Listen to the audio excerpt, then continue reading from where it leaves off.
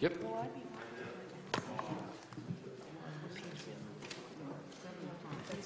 Okey doke.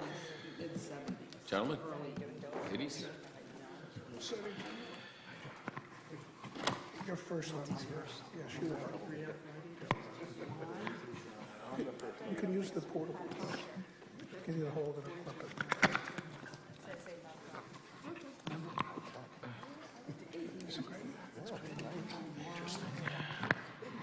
Looks good. It's the old. Looking good.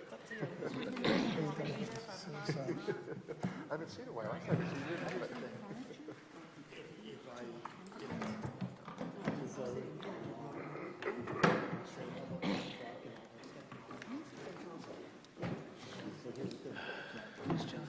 All set? I'm ready. Okay, We're just waiting on Josh. I know. How are you, sir? I will complain. I will not complain. Print out the agenda, please. What are we starting with? Is this one from John? No, you can share it. You can, in case you have to. Guys all set? Because I can speak. Yeah, but the people at home can't hear it. Where's Mike? Okay, for benefit of council, if our guest would introduce himself, in case they haven't met. Page 77, too. Oh, good evening. Keith Mellon, the chief of the East Great Plains Volunteer Fire Company.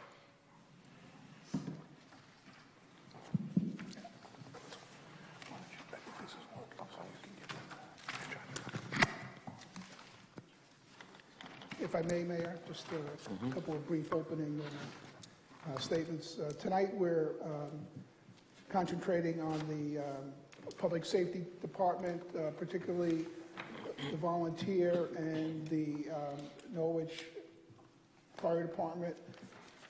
You might note that we've moved the police to a different night. There was a conflict with the chief, so of course we want to make sure Chief was here for this, so we moved the chief into, I think, on the 16th or something close to that. So that's why the police is not here tonight. For the council, the operating budget is starts on page 78 of your book, and basically goes in the order of how we're going to have our guests tonight. In the back of the budget, on page 118 is the 18 and 19 is the capital budget for the various departments, and you'll see it listed by department, and then description and the amount and the quantity. And there's a few that are in the under Public Works that are more building maintenance items, and then there's strictly the public safety items which are listed by department towards the bottom of 118 and top of 119. I would say that this budget, to a large extent, is a status quo budget. It is a slight increase in a few line items. I will make a general note that in utilities, you'll note that almost every volunteer department, we have better information now than when we gave the initial budget to the volunteers. That was back in October. So we've refined those utility costs. In almost every case, you'll see a different number. For instance, in the case of East Great Plain, it's about a $3,900 difference, and it's because we could refine the number better. Other than that, our changes are reflective of the request number, and we stayed pretty close to what the requests were generally, with some exceptions. So With that, I'll turn it over to the chief if he has any thing to say, and then then the way we do this very casual, just a Q&A by the city council. No, unfortunately, I don't have nothing to say this evening, as of right now, for myself anyways, for the department. So we'll take any questions you might have. Alderman Gould? Thank you. Thank you, Chief Milton, for being here this evening. Just a couple of questions.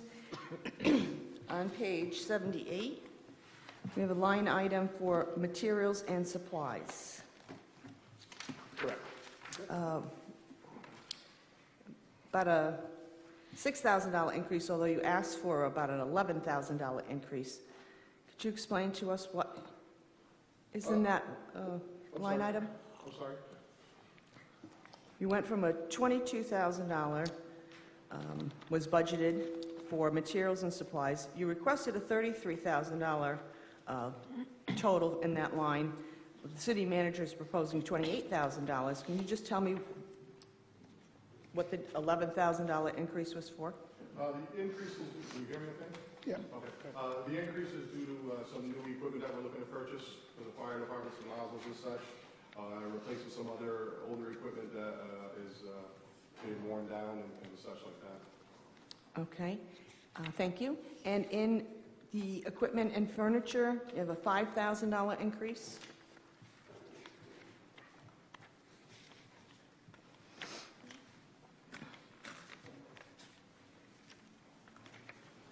Yeah, again, just some newer equipment that we're looking to purchase and replace some older stuff that's getting outdated and unrepairable.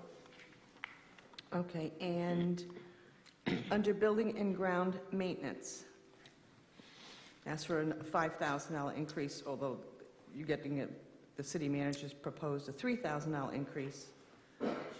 I was under the impression that the building and ground maintenance was coming down, not going up.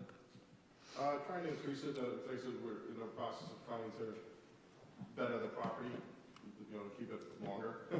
We know the cost of building a new station is just kind of out of the question.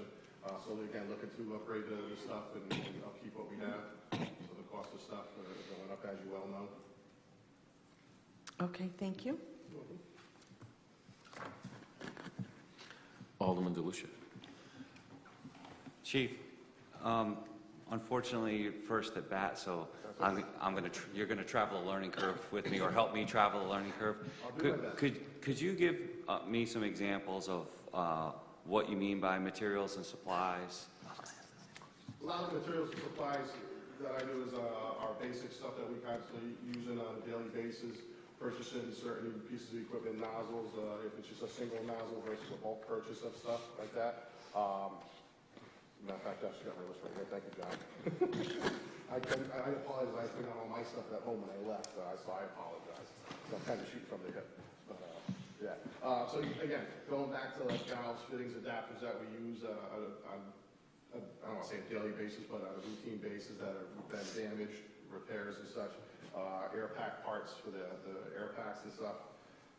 Replacement hose, batteries, consumable type items, janitorial supplies, pager repairs, radio equipment repairs. So it's a long list of either purchases or repairs of equipment we already have. So, but you would say that that line item is, I don't know, allocated, for lack of a better word, for the purposes of your department, meaning the firefighting, rescue, that kind of, okay. Correct, That's what I was, trying to get my, Yeah. yes. Okay, thank you. Sure. Alderman Browning? Since I don't have a background in firefighting, I'm also traveling the learning curve. So when you say hazardous materials calls, I notice that there's a great deal of those, about 150 a year. What's that exactly, and what does that entail? The hazardous materials calls could be included from a motor vehicle accident where there's antifreeze on the ground, gas spillage, carbon monoxide type incident in a residence, smell of gas in a residence or outside of an area. Okay, and the fires include both regular fires and false alarms, right? Correct, yes. What's the ratio approximately? Of the fires and fire alarm type incidents? False alarms to regular fires, roughly, I mean, Don't mind me, I gotta put my reading glasses on, I apologize. yeah. Where are we at? Yeah, I'm sorry. One out of nine. Yeah, about 1 out of 9, 1 out of Okay. 10 calls, roughly. And the way you define fires, hazardous material service calls, that's pretty much uniform across the city? I believe so, yeah. Okay. Alderwoman Filbert, please. I just had a question. It's my understanding that East Great Plain is independently owned. It's not owned by the city, correct? The station is, yes, The correct. station? I'm sorry, the station and the grounds. Okay. So this has always been something that I've had a hard time understanding. You're asking us to, you mentioned to better the property, to Correct. upgrade the property. And in the Capitol, you have an HVAC system and siding. Correct. Can you tell me what you use the money that you collect through your fundraising? Do you use that to offset any of the expenses within the firehouse? We do at times when we can, but most of it goes into paying our insurance premiums and stuff like that. Okay, so the city does not pay your insurance? As of right now, no. Okay, thank you. Have you gotten your new fire escape yet? No, still waiting, we're still working on that. We have 2 quotes waiting for a third one to come back. I'm hoping to have that this week or next. Okay, wasn't that in last year's budget? No. No, it wasn't? I did not put in last year's budget. Last year we put in for we applied for the community block development grant. Oh, okay. So we didn't get that unfortunately, so, Well, I certainly hope that your fire escape comes to fruition thank you. sooner than later. So do I. Thank you. Any other questions? I have one. What's the status of your thermal imaging equipment? Years ago, the state provided each firehouse with a unit, and over time, as everything else does, doesn't work as well, it doesn't work at all. The original one that the state provided is now gone. It was, did its life. Pat, before I took over as chief, Pat was successful in purchasing newer thermal imaging cameras. So I believe our cameras right now are 4 or 5 years old off the top of my head. So they're good right now. Okay. Any other questions? Thank you very much. Thanks, Chief. Thank you. Yeah, have a great night. The next budget we'll be looking at is Laurel Hill.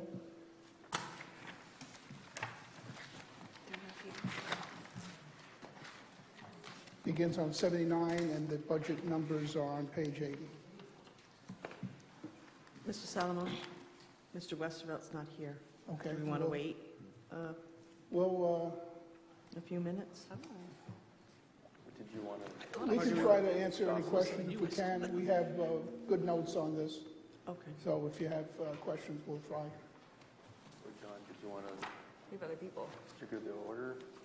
We could, why don't we Since Chief skip over, LaChapelle is why here, don't we skip over Laurel Hill for now?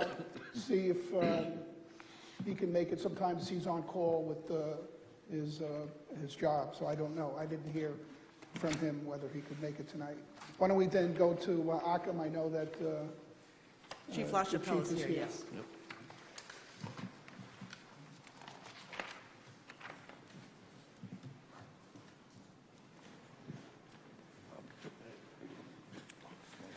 Chief Bobby.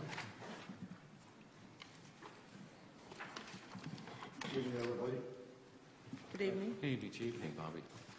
My name is Paul Washington, Ockham Fire Department.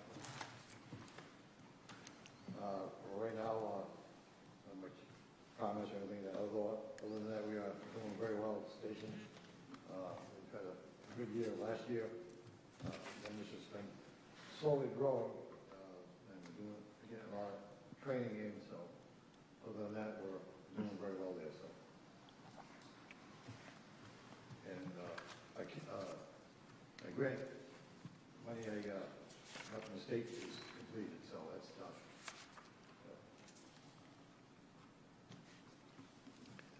Could you outline what the grant's purpose was? To upgrade some of the facilities in the building. What we did with the grant money is updated the wiring, put the HVAC system on the second floor, put new windows in, new doors in the station, repainted the exterior and interior of the building, and new floors and an exhaust system for that money. So what I purchased and what I dealt with, we saved the city a lot of money by getting this grant. So it probably cost double for what I spent on the price I got to get the jobs done. So it's just right now, it's just maintaining everything. So. Thank you. Questions for the chief? Alderwoman Filbert? Can you tell me what KNOX, K-N-O-X boxes are? It's a system that is a key that's involved into an establishment. And what happens is, there's still a system we have in place right now that goes through dispatch and send a signal to open that box so we can get the key out of ours from the station, out of off our truck, to open the box at the establishment, to get the key out to open the door so we have to break the door down. So is it basically like a lockbox for a real estate agent? Correct. It's a little different, it works a little different, but yes. And if I could follow a question, John, you mentioned about the utilities, Yes. and I wasn't clear. Is there an increase or a decrease, a projected increase or decrease in the utilities across the board? Most of the adjustments in the fire department were increased. This one stayed the same. Well, actually went up No, it's $500. $500. $500. So basically, from October, when we initially had the numbers, we try to refresh the numbers in March for the final budget, we've had changes in the utility consumption and cost on that. Excuse me, Gilbert. I think the only reason why we had an increase on the station, we just switched over to natural gas, and I guess the consumption has been a little higher because it runs a little differently, but I think the price is a little different too compared with what we're paying for oil. So, Can we anticipate increases in these line items based upon NPU's projected rate increases across the board? We haven't incorporated any rate increases into it. We base it more on consumption unless there's a radical difference. Correct me if I'm wrong, we haven't factored rate increases into these. We look at more 5-year historical data to see what the consumption is. If there's a big change, we might take a look at it, but I don't think we've adjusted it based on rate increases. We adjusted it a little bit from rate increases. During the production of the budget. I'm having a hard time hearing you. You're on. Now it's not on. It's on now. Okay. So during the budget production process, I'll talk to Steve Cinco at NPU and ask him where he thinks rates are going. There are some rate increases baked into these, but the bigger factor is consumption. So I'll look at the last 12 months of utility usage, and that's a larger factor in developing the budget for the utilities line items. Well, I must be missing something, because if you consume more and it costs more, then obviously there's a direct correlation. So if your consumption is tied directly to the cost of consuming. So if NPU raises their rates, won't you have to make adjustments within these line items for utility costs? Yeah, but both factors are considered. So if you buy a new car and your car gets 30 miles to the gallon instead of 20, then you look at that in addition to gas being $2.50 a gallon versus $2 a gallon. So that's the sort of analysis that goes into developing the line items in the proposed budget. Okay, so these are projections, they're not actual numbers. No, I mean, if I was able to give you guys actual numbers, I would work on Wall Street. And you'd be my investment advisor. Go ahead. Has anyone gone over? And I mean, this is my 9th budget. I haven't heard anyone going over on their No. utilities. Yes. Yeah, departments go over from time to time, Okay. or they'll be underspent. Okay, I'm just, Yes. okay, Yep. all right, thank you. Yeah, Occam right now is at 80% of their utility cost, have spent 80% of their budgeted $10,000 for utilities as of the end of March. According to what I got from Sandy. Anyone? Alderman DeLucia? Chief, I noticed a slight increase in your training line item. I'm just wondering if that is your, if that is your existing personnel going to more training, or is the training cost increasing, or are you adding firefighters to your house? It's a little bit of both. It's also increasing. It's also some of our newer members and our current members that are coming in. We had asked, I think it was for $10,000 in this budget here. With the increase right now is, we had planned, we got 5 in school right now. And we plan to, once the school class open again, we got probably another 7 or 8 that are going to be going to class, so. And just so you understand my question, only from, I'm saying this from a standpoint of the training is among the highest priorities, obviously. I'm just wondering if you're adding personnel to the house, will that ultimately result in you need to buy more turnout gear, more whatever your people need? That's what I try to figure in the budget, based on what we have had come in recently. I can't project what's going to come in 2 or 3 months from now, but we've got, I think next month or this month, we've got probably 5 or 6 new members coming in, so. And so your budget has factored that in? Correct. Okay, that's really what I was going with that. Thank you. Thank you, Mayor. Alderman Browning? If I may ask, how many volunteers do you have, and of those, how many are State of Connecticut Fire certified volunteers?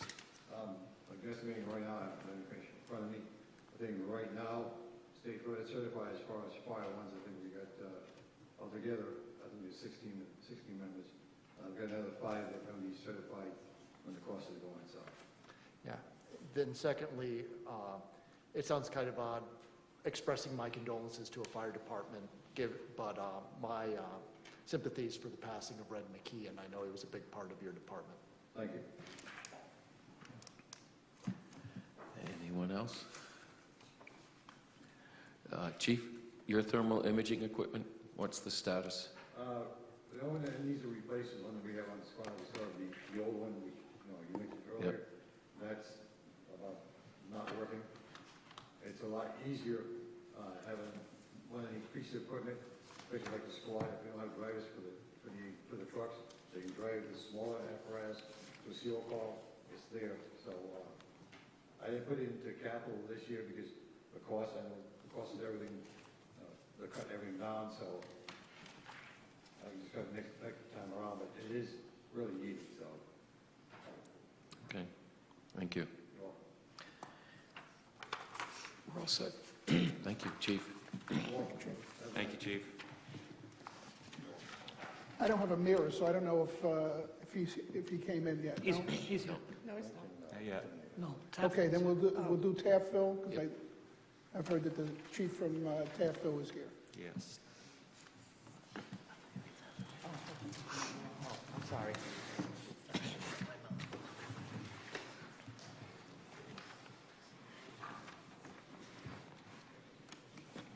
That's on page 83 and 84.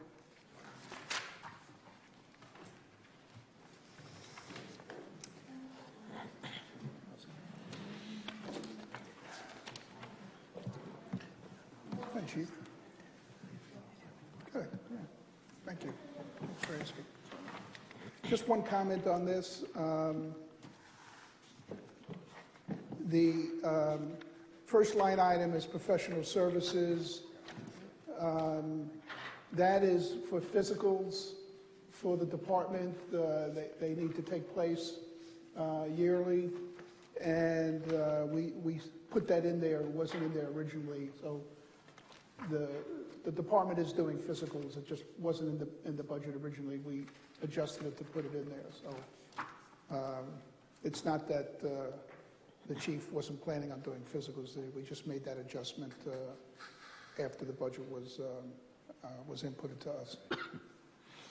Other than that, the chief has any general statements, or we'll take questions? Good afternoon. Sorry, I actually left surprised I made it. I came in from Louisiana for this, so. To answer some of your questions, the Tampa Fire Department maybe headed off. It's currently staffed at 48 active members. Before Councilman Browning can ask, we are 99% certified state firefighter 1. The rest go above. We answered a little over 700 calls last year, varying degrees. We put together what we thought was a pretty comprehensive budget looking towards the future and looking towards our 5- and 10-year plan of what we're going to need. Some of the things that were cut were turnout gear. We've been last several years been working on obtaining 2 sets of gear for the members to help cut down on the carcinogens that studies have shown every year we find out more and more. That was cut. I asked to just find a little bit of money. I know times are tough because that's also new gear for any other potential members we get in. Some of the other equipment we requested was a Lucas device, which is a device for providing continuous cardiac compressions for CPR call. If anybody in the room has done CPR, you know this very well. You can do it very effectively for very long and make a difference. With the current medical standards and how they have things set up, we recently did CPR on scene for 18 minutes, doing what we call pit crew CPR, which means you basically press and press and press for 1 minute, and the next guy steps in, actually a line of people. After 20 minutes, the paramedic is allowed to call and ask for presumption. At 18 minutes, we got pulses and respiration drops. That was in a house, it's not a moving ambulance. It is a little pricey, it's about $15,000, but I ask you to put a price on the patient's life. Some of the other things we put in for last year was an underwater communication system. We're currently pursuing a federal grant for that, for the regional dive team. Other than that, I talked to Mr. Hathaway this morning, and the contracts have been sent out for the building construction. So we'll see how much longer we got on that. Other than that, I'm prepared to answer any questions you have. Members? Yes, Alderman Burnham? Hi. I just have a question about equipment. Does each department buy their own equipment?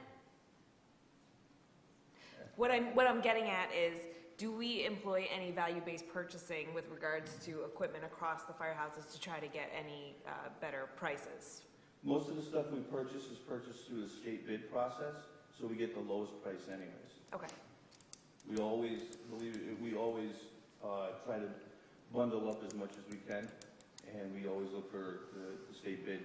If we don't have it, we go to the competitive bid. But is there uniform equipment across, again, I'm not a firefighter now, is there uniform equipment across the different departments? Or do you guys all use the same equipment, or use different specifications for each house? More or less the same, depending on what you're looking at for a piece of equipment. One department might have hose that's rated for a higher pressure because of the standpipe that they're feeding, or one company might have a different length or size of forestry hose based on what their needs are. Turnout gear is pretty much all the same. It's all off of one spec. Is that what you're looking for? That was it, yeah. Yeah. Okay, thank you. Yes, Alderman Browning? How many active members do you have? How many certified at firefighter 1? 48 is what you said. 48 active members. We are 99% certified firefighter 1. That's the basic. We're a lot higher in everything else. And secondly, on the Lucas device, do the other firefighter companies in Norwich own them? No, they do not. We would be the first purchase. our mindset was we're kind of the furthest away from the hospital, believe it or not. And the piece of equipment would also be available to the Auckland district. All they would have to do is request a truck for when there's a report of a cardiac arrest, and we could send it. That's because of the price of it, most departments have done it that way. Waterford has done it before they purchased a device. They had one device in the town that went wherever it was requested. Alderman Filbert? This is not a question for your department specifically, but I should have asked the other ones in general. Do you send members of your department to basic EMT class? Yes, ma'am. Where I lived before and where I volunteered was if the fire department, the volunteer sent you to become an EMT, they would pay your tuition, and in exchange, you would sign an agreement that you would volunteer for 1 year. Do we have anything like that in place here? No. Matter of fact, before we send somebody to firefighter one, before we send them to EMT, they have to be a full-fledged member of the company. So they've already put in a year's worth of probation in. They had to complete firefighter one, and then because of the cost and the complexity of it, we make sure before we spend that money that they're committed to the task in hand. And I think you explained that to me as also with the dive team, that Yes, ma'am. you don't go from here to there without No. going there. The dive team, they actually have to try out for. Okay, thank you. Pro Tem Nash. Chief, I know that you had some issues with your pavement and driveway area in the front of the building, and I know that was still needing repair, and I noticed it's not in the capital. I was just wondering if it, Mr. Ware? Actually, it is, I had originally requested. Well, no, that's why I'm asking, Yeah. okay. I had originally requested 60,000, which was covered. It was a little over 5,800 square feet when we were done. $12,000 has been allocated. I don't believe that's going to be enough because it's also supposed to take care of the rear area. Right, but that says rear parking, that's why I'm asking. That it said rear parking, it didn't say the front of the building. No, That's- it's supposed to be I know the where you're having entire park. issues. It's supposed to be the entire. Okay, parking so lot. it's the entire, okay, Reclaimed. all righty. I talked to Josh last week before I left, in an email and such, and I think 12,000 is going to be cut.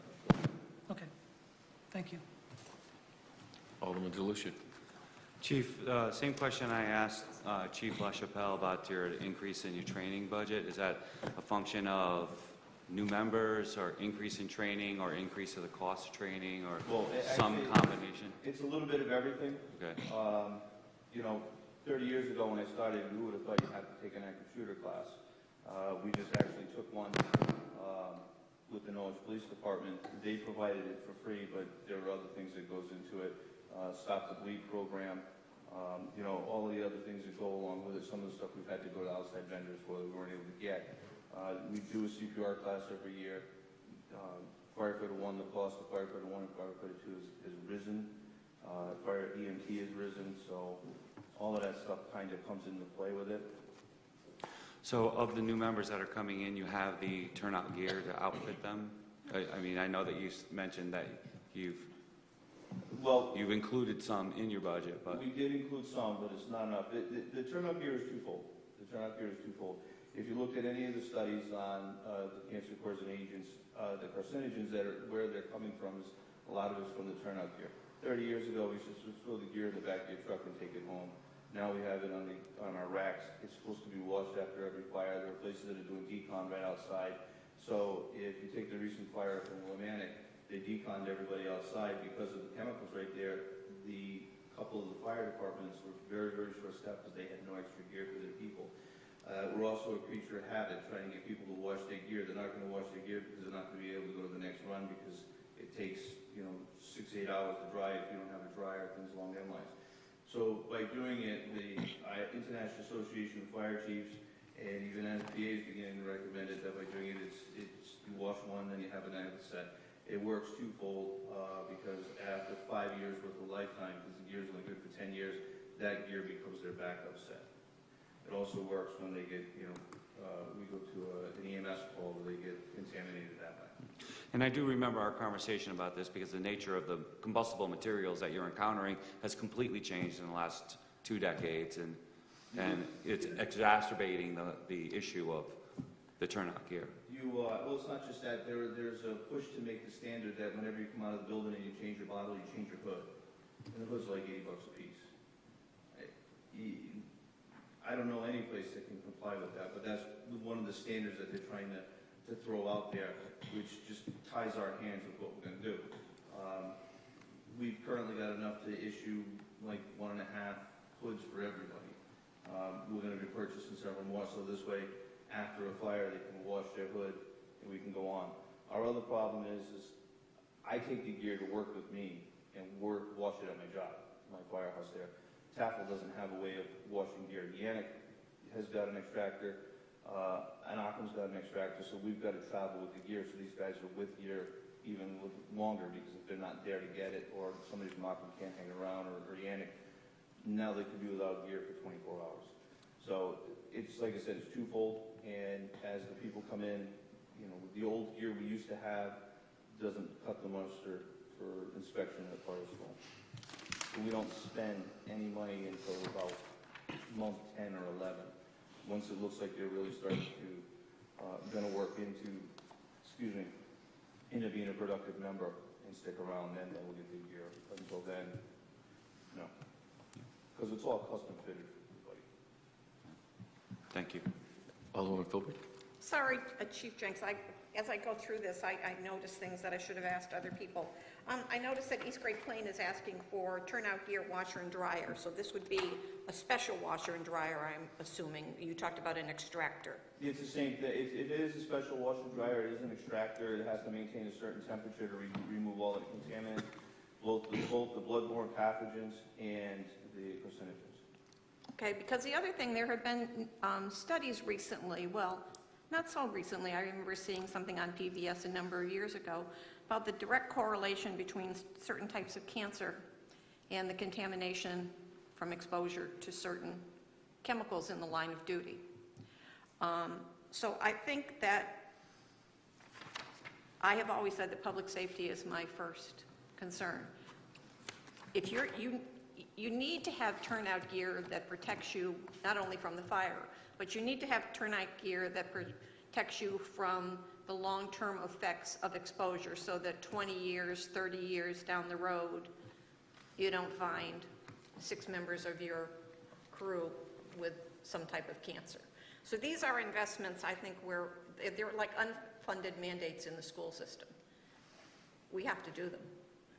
We, right now, because of the way the station is laid out, we do not have the facilities to put in an extractor or washer, dryer, whatever you want to call it, right now.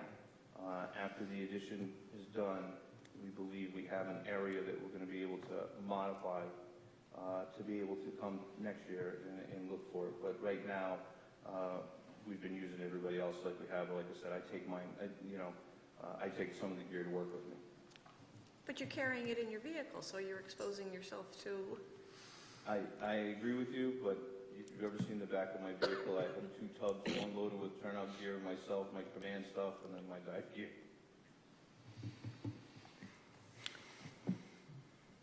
Alderman Gould? Chief Jenks, thank you for being here tonight. A couple of questions. In your equipment and furniture maintenance line item, you had asked for an increase to $35,855,000, although the city manager's proposed budget is only $30,000. What are some of the items that are in that? Some of the items that are in that are the HERS tool inspection, hose testing, ladder testing, pump testing, the annual service. Every year every quarter we have to have a quarterly air sample done on our compressor for our breathing air. Fit testing, SCBA testing, the SCBA flow testing, and just received a bill for that. Then some of the other stuff is, it's all preventative maintenance under equipment and furniture maintenance. Anything that's got to do with maintaining the equipment. We were able to keep a boat motor running for 30-something years because it was properly maintained. And then it finally said no more. And then in the building and ground maintenance, some of the items that are in that line item, please? Building and grounds, believe it or not, we've been cleaning out the station every year. 100 years, they've accumulated a lot of stuff. So Once a year, we have a big clean out, purge a bunch of stuff. I think we're at year 10 and we're starting to find corners and rooms that we didn't know existed. We have, landscaping we take care of. We have the grass behind the station, things along them lines. Along the side, it takes care of the, building and grounds takes care of the station generator maintenance, garbage pickup, anything to do with the physical building itself. Okay, and then one last question, more for Josh than for you, Chief. Sort of my pet peeve, Josh, and I know you'll nod your head when I say this. You've got communications in here for 10-254, which I believe is the telephone. Oh, I don't have it. No. Josh will know what I'm asking. Okay. Are we budgeting enough, Josh? Because right now, Taffville is over budget on their telephone. Yeah. That'll be iPad problem. Can I answer it? Sure. Okay. So, we don't have the phone system that everybody else has. We stayed with our old Nortel system. We ran into a problem with the iPad system. And Josh alerted me to it. The iPad sitting in the truck when it should have been drawing off of Wi-Fi was drawing the data continuous. So it ran up some overages. Working with the IT department, they have it, they've cleaned it, they have it sitting on their desk, and it's still collecting it. So Josh has been working really hard to get together with Verizon, but we had to pay the bill until they can distribute it. Listen, I'm not picking on just your department, because I can look at Laurel Hills, and they're at 92% of their budget. And I think this is, I thought the telephone system was supposed to be saving us money. Let's see. Like I said, Taffel didn't. I'm not picking on your department. It's across the board in all departments. So for, when you see that on these year-to-date budget reports that they're 92% spent, it includes the amount that's encumbered for the rest of the year. So it's, which is the projection of what we're going to spend in April, May, and June. So it's, they're on track for. But are we budgeting enough money?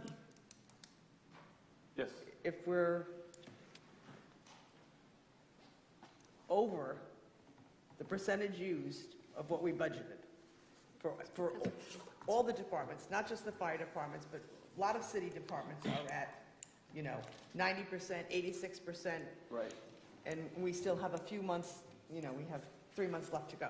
I mean, there might be a couple departments that'll go over in that line item, but the amount in the encumbrances, if you also look at utilities, it'll show that everyone's 100% spent. It's because there's an amount in the encumbrance line item that sets aside money so to get into accounting stuff. At the beginning of the year, we issue purchase orders which encumber funds from everyone's line items for utilities and telephone and things of that nature. Mm-hmm. So for utilities, even starting in July, it's going to look like everyone's 100% spent because the funds are encumbered at that point in time. So it's not that they're necessarily over budget at this point in the year. It's just that the funds are encumbered for what needs to be spent for the rest of the year. But in Tim's case, if we can't get Verizon to give us a credit, we might be over budget on his line item because his iPad, one or two of his iPads are haunted, as far as I can tell. They're sitting on the desk doing nothing and using up data, so. Okay, thank you. Alderman Philbrick? Again, this is not directed toward Chief Jenks, but to you, Josh. At what point in time will the phone system start paying for itself? This was a promise that was made to us several years ago that it was going to save us money. And if you remember last budget season, I raised quite a little hissy fit about the cost of the communication. And here we are again. So when do you anticipate that we will get ourselves out of this hole? So I just had a phone line audit conducted, and they were able to cancel some radio lines and some other lines that are no longer needed after the transition from the radio system to fiber optic and the transition from having several AT&T accounts to the voice over IP system. That audit should save about $15,000 a year. Which is what percentage of the total communications? A couple percent. So not appreciable. Right. I mean, this new phone system, saving money was, I think number one was getting a phone system that had more robust features and, caller ID and having basically a modern phone system, and then saving money was not the primary part of that project. But I'd certainly be willing to evaluate phone systems going forward if they can provide the same level of services and reliability.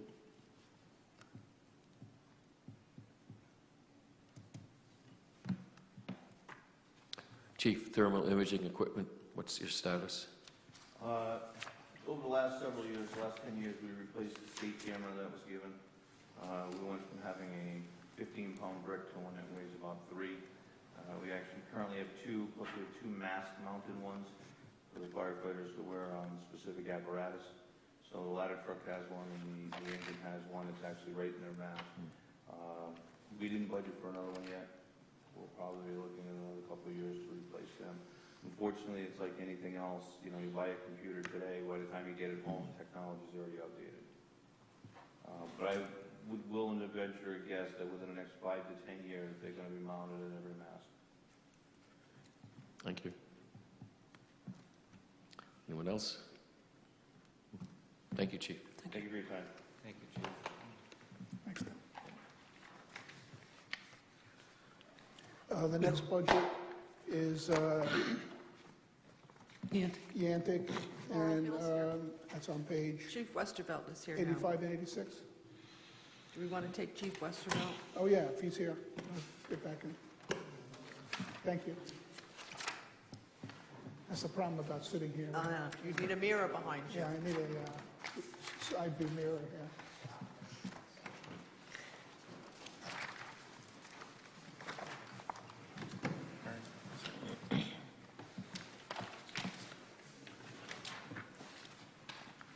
Okay, Lower Hill is on page 7980.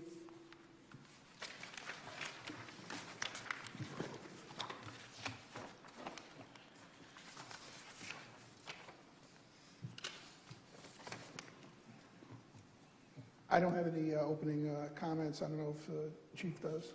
If not, we'll answer any questions you have. No, we're good. We can remove questions. Okay. Members, anyone with questions? Alderman DeLucia. Chief, I noticed that you also have an increase of $5,000 after the city manager's budget actually was submitted in your training line item. And I'm just wondering, is that a function of increase in number of new candidates in your firehouse that need training, or is that a function of the cost of increasing cost of training or additional training? So it's a combination of both. The cost of just to do a training has gone up. EMT classes, just an example, when I did mine it was $250. Now it's closer to $1,300 if you count exams and everything else. One big thing we started last year was an online training program. It cost us a good amount of money to keep it going. It's about $70 per person. But it allows us to do more hands-on stuff with our guys on a monthly basis. Something that we haven't had time to do.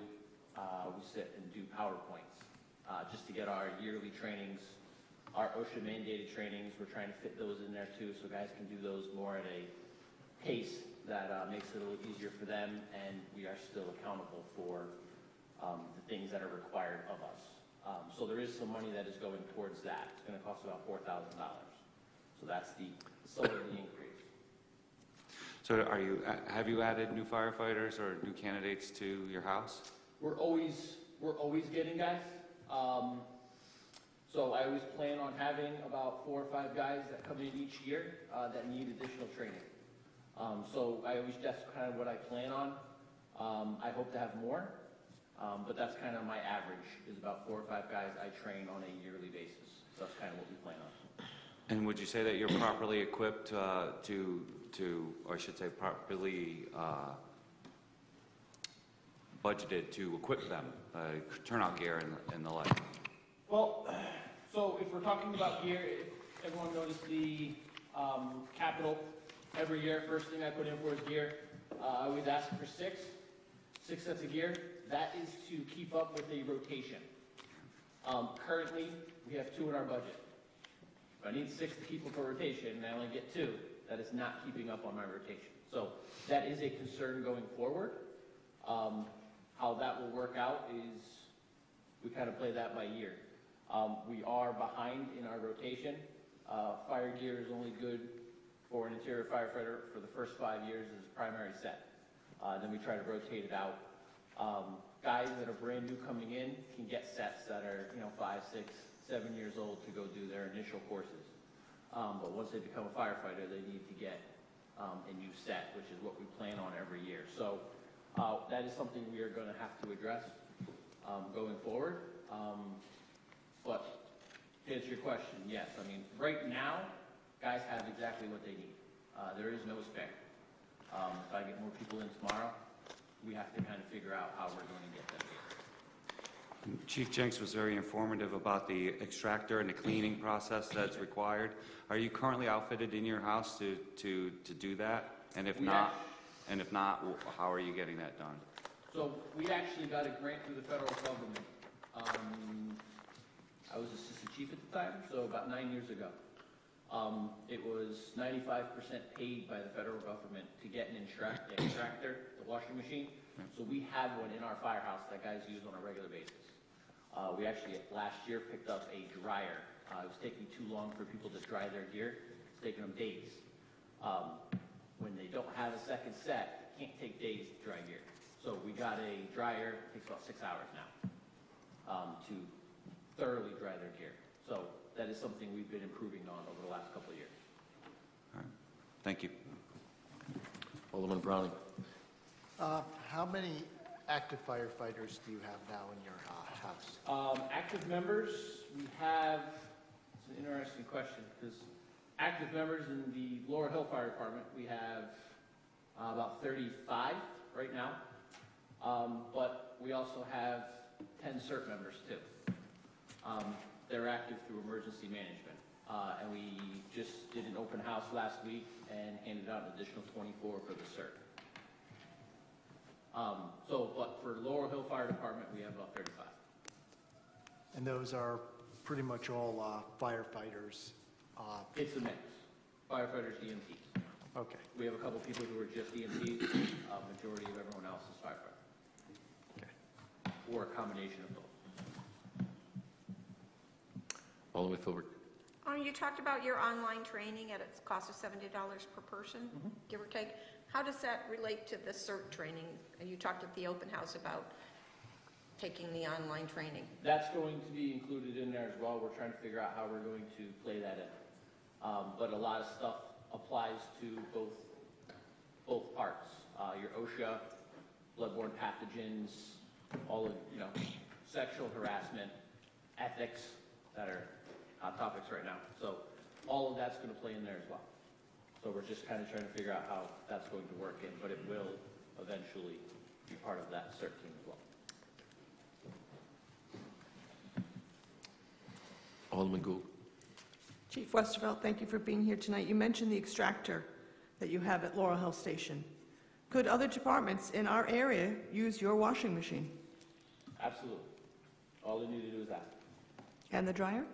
Absolutely. Thank you.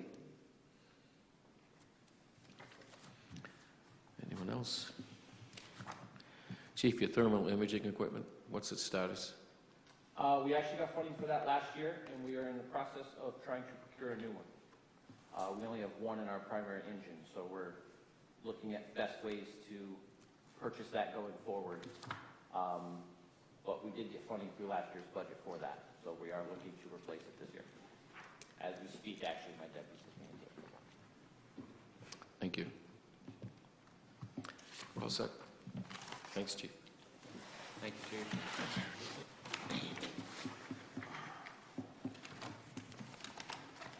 Next is Yantic Department.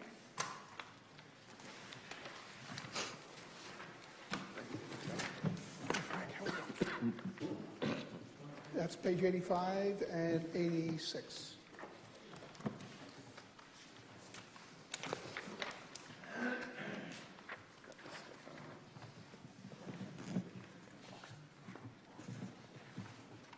Okay, well, Chief, you've had any opening statements? If not, we'll just get into the Q&A. Whatever you have. We can dive right in. President Tim Nash.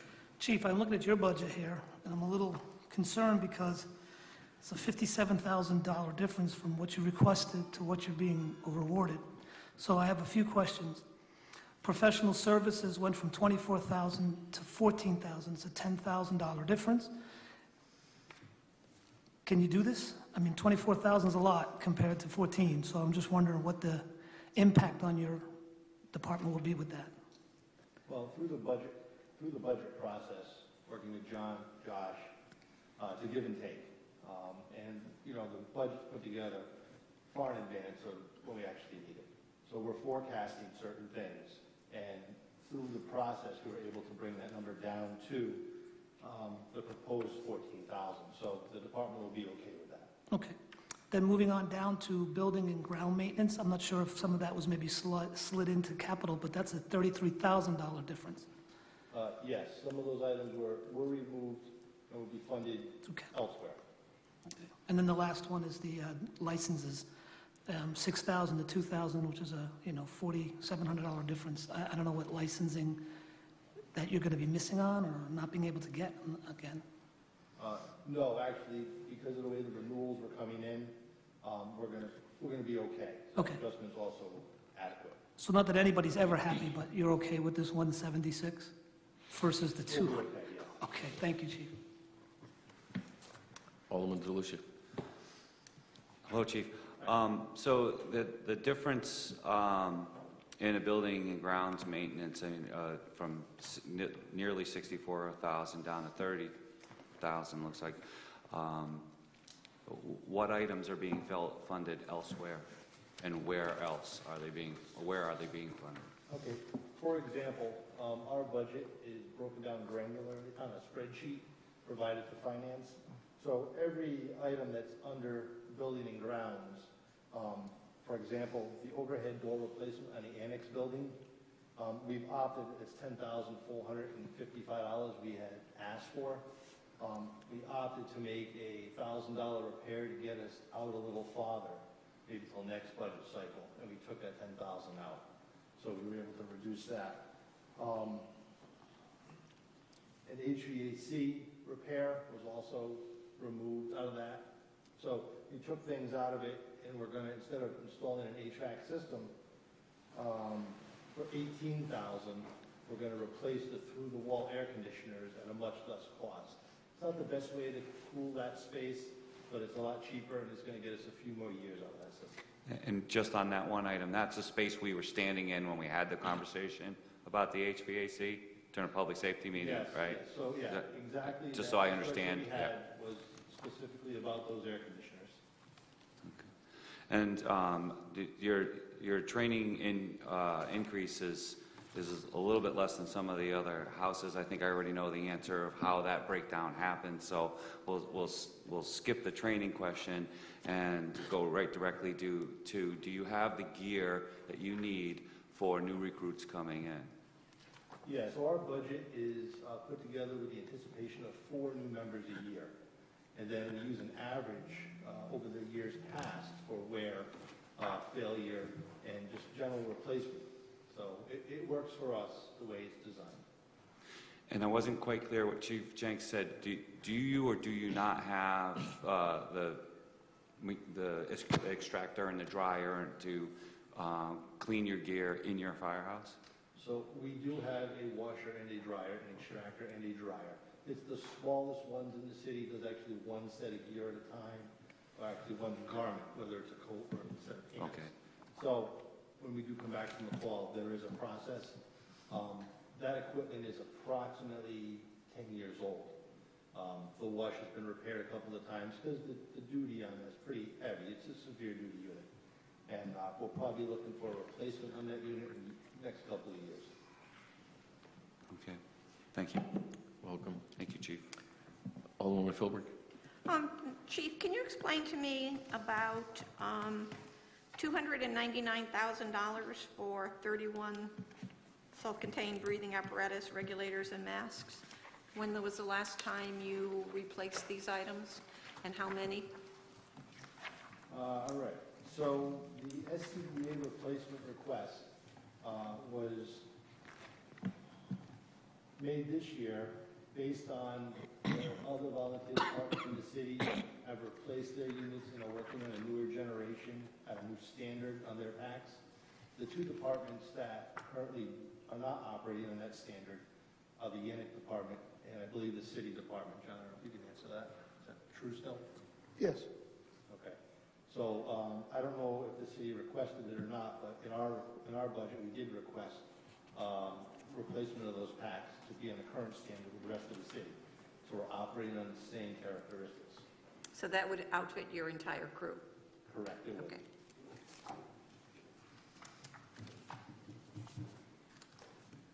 Anyone else?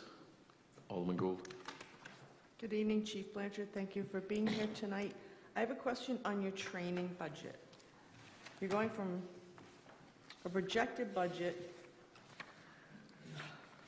of $6,000 this year to $13,000 this year.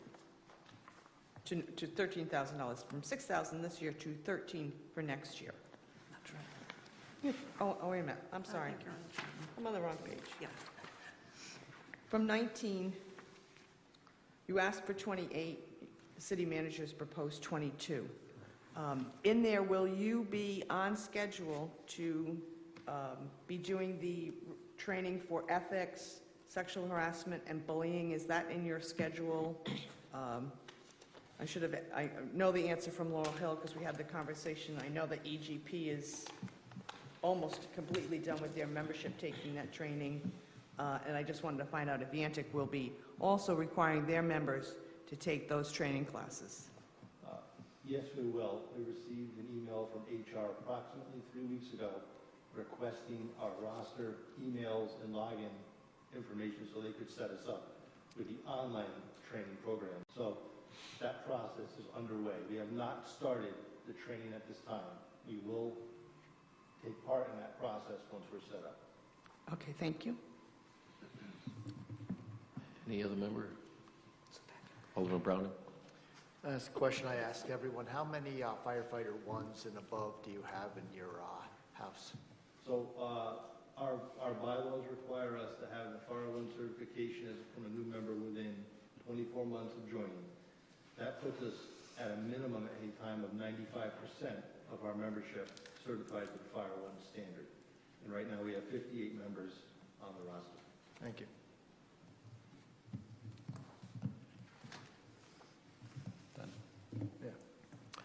Chief, your thermal imaging equipment.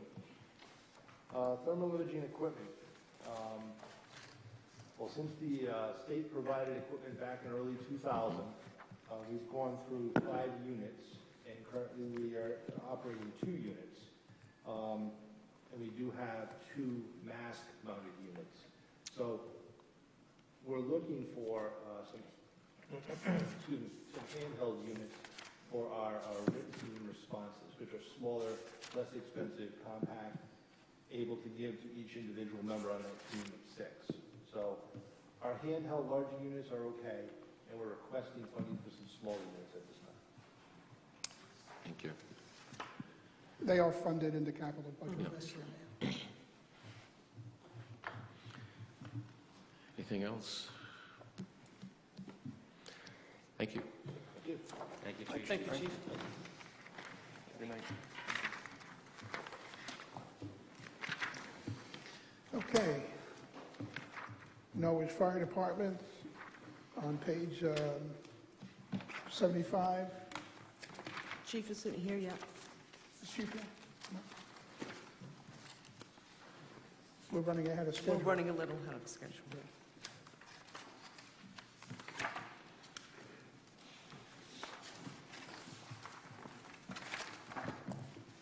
I can see if there's anything.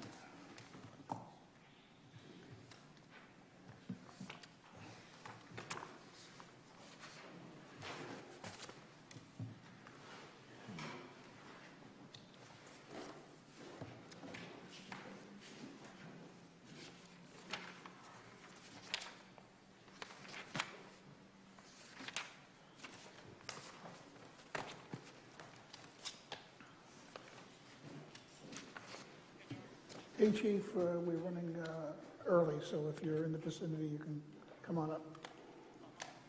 Okay, thank you. That was a public announcement, wasn't it? I didn't turn my mic off.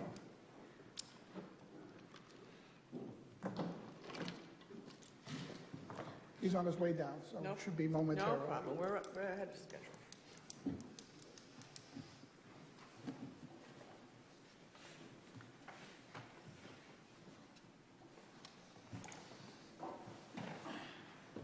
So may I ask a question, Ms.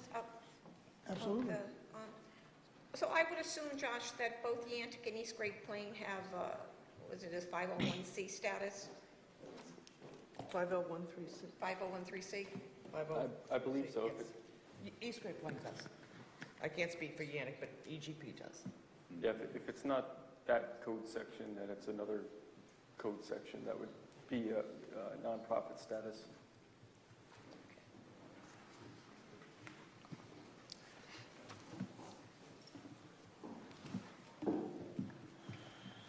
Yeah, 503C.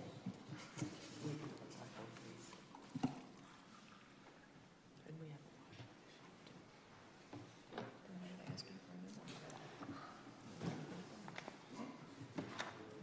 Josh, when you explain stuff to us next time, can you make it any more complicated? No, I don't think so. Because that last, Oh, he can. Oh, he that last can. explanation you're going on, and I'm like, I have absolutely no idea what he's talking about whatsoever. It can. Sorry. That's okay. I'm just like totally bewildered. I totally understood it all. Did you? Good for you. Maybe we could talk later then. Maybe you can explain it to me.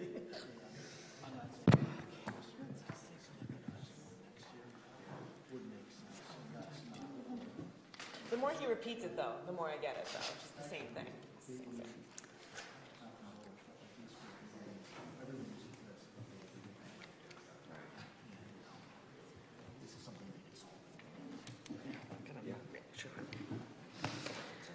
Because we gotta look at, are we gonna be discussing EOS emergency management as well, or no? Not tonight, but they'll be on. Okay. Actually, we should have done it tonight because the chief is in emergency management. That's but, fine. No We problem. didn't have it scheduled tonight. No problem.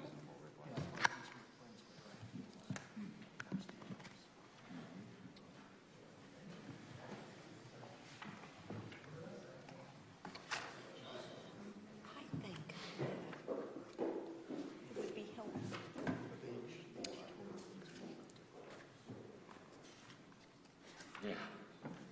What's the one? Equipment and furniture. It would be helpful if the breakdown on of what they're spending that money on.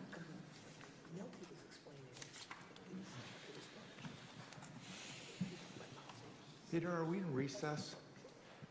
Pardon me? Are we in recess waiting for the chief? He's on his way. Okay, Yeah, if you need some, Okay. yeah. I just wanted to, before leaving the podium to talk to one person in this room, I just wanted to ask.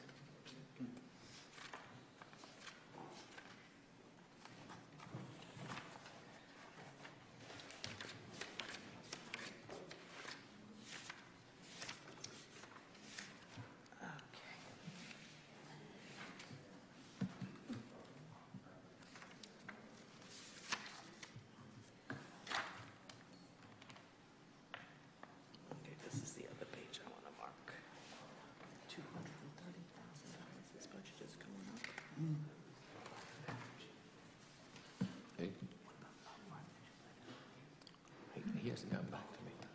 I'll see you tomorrow, though. Yeah. We didn't ask a lot of questions about Yantic and their capital line items.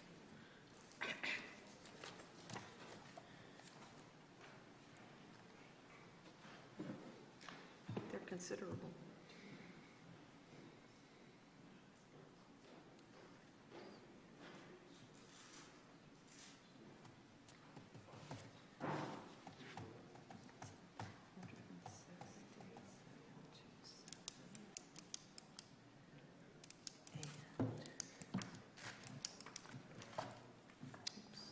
You can answer this question. Engine 62 is not what they're replacing now. Because you know that sometimes. Oh, I know. Yeah, you be. Just want to be clear in my own mind. I thought I marked the page.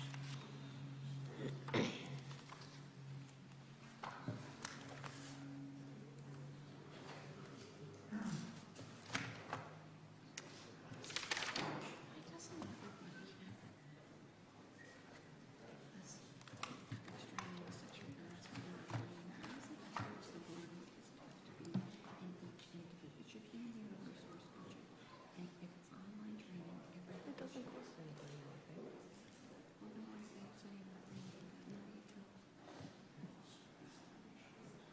Bedazzling? It doesn't cost anything.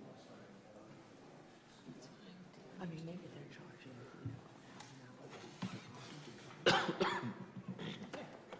You won't come back. You pay the licensing fee.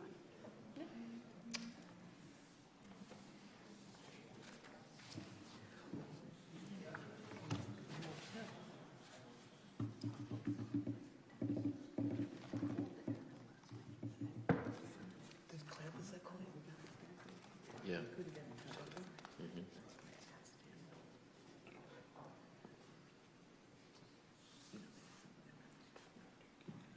Too bad. I have to go to motor vehicle in the morning, so I'll swing in.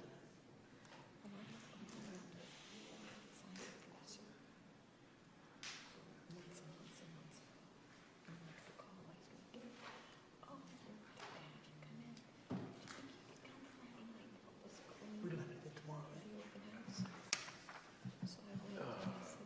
There's no, I mean, I have, No. are you going with me It's to the Thursday. breakfast, the coffee?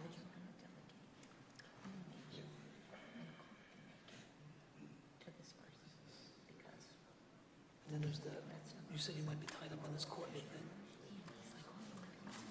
No, I'm not going. So you are? I'll go to that. Oh, no, that's different. That's 2 to 4. Yeah. I could go to that. I can't go to that. Yeah, I'll be at I have computer motor science vehicle. court. I'm going to be up at computer science court on the team meeting. It's, they requested. So, How long I'll be there, hopefully I'll be in and out, because I'll be going early. Then I'll go to the coffee house over there, then I'll come home. I can't stay till 4, I gotta work tomorrow night. tonight, I get some sleep then. Tonight I'm not gonna get no sleep. I'm leaving from here to go get my lunch and go to work. But yeah, tomorrow, after the coffee house, I'm not staying till 4 o'clock, I'll go there too, hang out for a half hour. That's a court zone. Yes, yes. 2 to 4. Mayor on the side.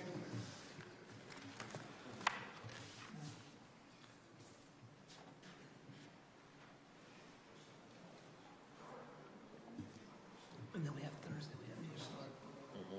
Stationary bike, that's a good exercise. And then Friday, they have the, oh, that's next week. And these kind of statements really I'm irritate working this whole weekend. Really irritate me. Well, you know who sold us that bill of goods? Then Saturday, Mr. Bill Coast Guard. Mitchell, on Sunday, I'm off Sunday night. I'm catching lunch or breakfast. What day you want? He's here.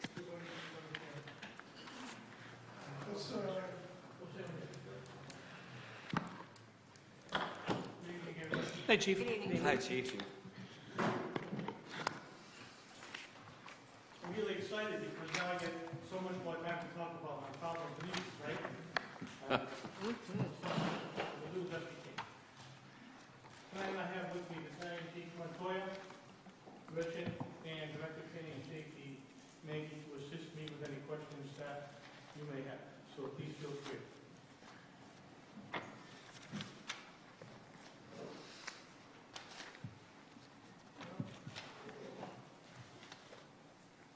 Okay, so, I want to see.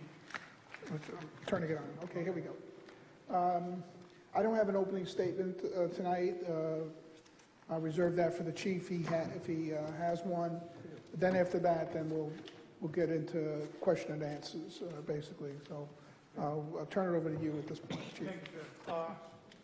Well, good evening again, and thank you for taking the time to hear what we're about. I'll keep this very brief. Our budget is designed on a needs-based way. We analyze everything from year to year to see exactly how things are going, what the trends are, and we try to manage as frugally as possible. The requests that we made this year were needs-based, and everything's according to the way we're supposed to do it by business and by rule. I have the comptroller review everything that I do before I submit it to make sure that he's in agreement with how I'm thinking about things. And sometimes I get good help from Josh in saying, well, why can't we do it this way instead of that? And it does save the city some money. It really doesn't matter what path I travel to get to the goal. The goal is to satisfy the mission, and I get a lot of good help from Mr. Solomon and Mr. Papia. So I have the budget in front of me. I have what we looked at and what we believe was a reasonable budget request. It came back modified as they always do. And we believe for the most part we can live with that by tightening a few corners and maybe going without some things that we're asking to do. That said, there are a few things that were not funded through the capital, and I'd like to have an opportunity to talk about that a little bit later. But thank you for listening. President Tim Nash. Chief, I got one question. You were saying that your budget is a need-based budget, and my concern is on the training aspect. You're asking for $94,000 and getting $35,000, which is a little more than $58,000 difference. How is that going to affect your department moving forward? Well, I can briefly answer that, and I'll allow if I may, the training officer who developed the training budget with me to embellish it. But basically, because it's a contractual base, we have a CBA that covers the pay that we have to use to send the guys to school. Some of the things that we do, we cannot do in-house. We have to send them out for certifications and things like that. When we do, we have to pay them. It's a collective bargaining agreement. If the classes happen to overlap where they should be working, we have to backfill them. And that's the majority of the costs associated with the $95,000 request were salary. We've been trying to put it in replacement cost, but that's a tax impact. So we don't want to do that. We want to show that the real costs associated with keeping the department certified by ISO, OSHA, and CNFPA that we need to be, ensure that our people are trained to current standards, make sure that we are providing for succession planning and leadership, and identifying what the current trends are so that we can be on the top of what we do to ensure that our people are safe, the people that we protect are safe, and we're providing the most efficient service necessary and possible. So most of it's salary-based. And that was one of the things I was going to talk about. I'm going to request more. So is it going to affect your department in an increasingly negative way, or are you going to be able to fight through this year with that budget? It'll be a negative way. Jake, you want to bring something up on that? Would you mind? No, I want the You can answer. go right to the podium. There's another microphone there. Jake? Thank you. So when we developed the budget this year based on the previous 2 years of holding this position, last year we did not anticipate the retirement of a battalion chief and subsequent promotions. When we created that budget in last year's account, we were overshot by a significant amount of money. This year, we're anticipating, currently we have one vacancy, potentially another vacancy in the firefighter ranks, and potentially lieutenant rank. When I budgeted this, there was a potential of 3 leaving, and we see that number decrease. So we are able to reduce that line item significantly. The other piece, Alderman DeLucia kind of hit on before with the volunteer departments. Are there other ways to train our people? And one of the ways that I looked at budgeting this presentation was to take our talented and our certified officers in our department to train every month based on the certification of NFPA 1001, which is a standard required by OSHA 1910-156. By them training, we pay their salary for 3 shifts, and 1 shift they work for 4 hours to come in and teach instead of sending them to the fire academy. With a reduction, that cost line item will be removed to save dollars. The other thing that was added in was the requirement in 1910-156 of live fire training, which is required of every department to do on an annual basis. In order to meet that, we were going to send all 4 shifts independently to the State Fire Academy to a very reasonable cost of a live burn for $750, and we have to pay the salaries of our employees to go attend to that session. Because we are going to have to replace at least 1 firefighter, that's going to eat up a significant cost of our budget.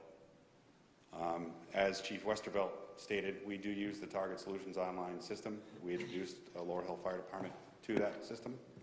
We believe that is a very efficient system, and it could be used citywide. We do meet a significant amount of standards based on the online platform. It's done at the person's learning capability and time. The volunteer service would benefit from that greatly as well. However, the question you asked, Alderman Gould, or Alderwoman Gould, is the sexual harassment training. I spoke with Pat Austin this morning of HR department. The system does not meet the federal labor law for that one class particularly. We do use that as a platform for emergency medical technician refreshers. We've saved a significant amount of money per student for that in the department's budget. So is it a big number? It's a very big number, but we want our people to be trained efficiently and to the standard. And to your point, where we sacrifice the education, we sacrifice the certification necessary and required by OSHA. Okay, that's why I'm asking. I'm concerned that that's a huge discount. Can we get by? Yes, but we're in violation. And if something goes wrong, which is apt to happen, studies show that every second alarm or greater that we fight fire, we get injured. And if thankfully we haven't had significant injuries, but if there was one, they would come in and audit everything that was supposed to be done by OSHA. What this budget does is it addresses all of the OSHA requirements that this department, the municipal fire department, is supposed to be following, to be mandated by, and be certified by. That's what it does. Shortchanging the funding to it will mean that we will just carry on without some of the certifications that we need. Well, I'm that we need. very concerned now that you say we're not in compliance. That's a huge difference. Okay, Yeah, thank you. there's a lot of OSHA requirements that many of us do not meet, and it's costly. We have looked for ways to, like as Jake was saying, alleviate that cost by sending our people to school, our leaders to school, and then having them come back and bring that training back to us, rather than sending a shift out and pay 1 guy 4 times. And those are the things that we try to work into and work around. It is difficult. It was a large number. We knew it. But it's our responsibility. Thank you, Jay. It's our responsibility to make sure that you are aware of our needs. It's a needs-based budget, and it's real requests that we're making. Now, when you decide to adjust the budget, if you do, at least you'll be doing it in form, not in the vacuum. And we are hoping that some modification of that line, that allocation is made, because it's really tight. And my other question would be, The equipment and furniture maintenance there, it's 194, you're getting 100. Can you explain what you're not getting and what it is you do need?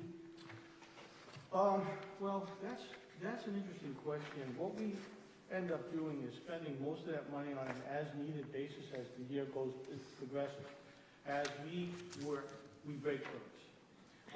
The department, the fire department headquarters is the main staging point for most of our equipment, and that equipment is dated and it needs to be rotated in and out by manufacturers' recommendations.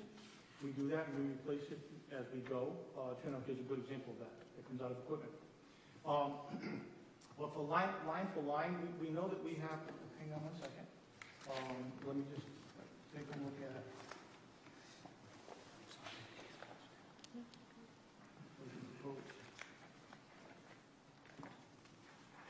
All right, so on the equipment account,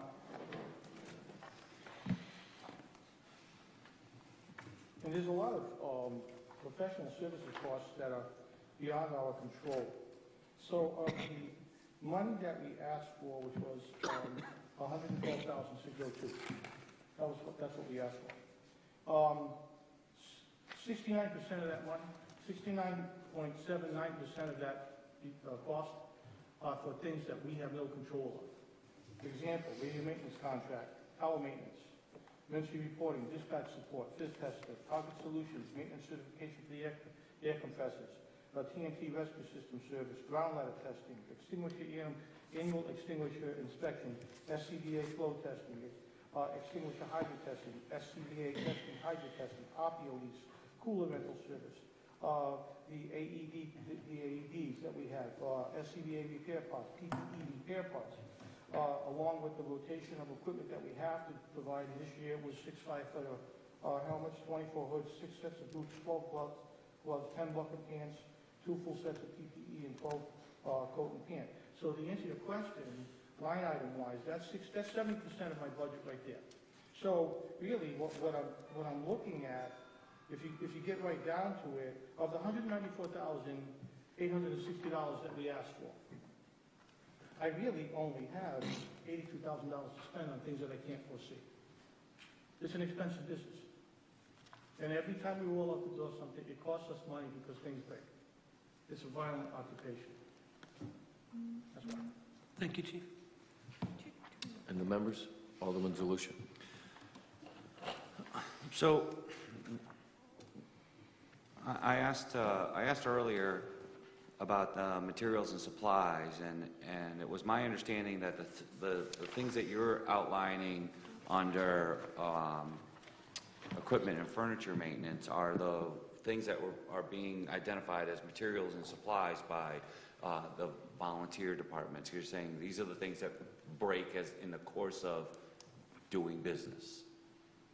So, firefighting equipment. So I guess I'm a little confused on whether you're using the same terminology that the volunteers are using, and the volunteers are using the same as, or in the same terminology as you are in terms of your line items. Because, as it was my understanding that, as I said, that they're talking about the things that they break while fighting fires, and you're saying is that you use a different line item to identify those same types of things. That's right. My line item budget is directed by a comptroller. I have no knowledge of how the volunteers do their business. We are, for all intents and purposes, separate and apart systems, completely separate systems. The only thing we do collectively is put water on fire and respond the way we normally do for response. Other than that, the way they do business is different than what I do it. I have no knowledge of how they do it or why they consider what they do in their budgets the way they do it. I've never seen their budgets other than what is approved in the end, and that's even a cursory review. I don't even pay attention to it. I'm routinely told it's none of my business. So I've made it my business to make sure that by the comptroller standards, the categories that we budget for are directed by the comptroller. So equipment is equipment, materials and supplies are just that. Okay, for example, medical waste pickup, oxygen service, parts washer service, batteries for the SCBA's, office supplies, maintenance, laundry supplies, postage, printing, fire prevention supplies, fire department defense those are materials and supplies things for us. There's no equipment in there. When we say equipment, we're talking about hose, nozzles, PPE, SCBA, things like that. So that's how we have it categorized. I can't answer your question. I don't know what they do. So then I'll redirect that to Josh then. So is my understanding now accurate that the volunteer departments are identifying those types of things under one line item, where the chief is identifying those same things under a different line item? So because he just mentioned the phrase by comptroller, direction, and standard, I would imagine that you would have the same standard for all of the fire departments. Correct. Yeah, the materials and supplies is where you account for basically things that get used up, like oxygen and I would call them EMT consumables. supplies. Yeah, consumables. Consumables. Things that are germane to fighting fires, right?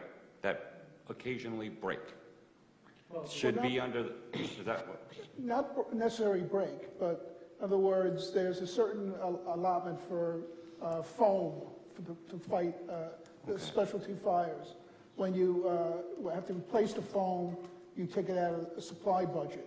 Now, if there is a piece of equipment that breaks down and it has to go to be repaired, that would be a service. That wouldn't be a consumable, and that would be in a different account. That comes out of equipment. Right.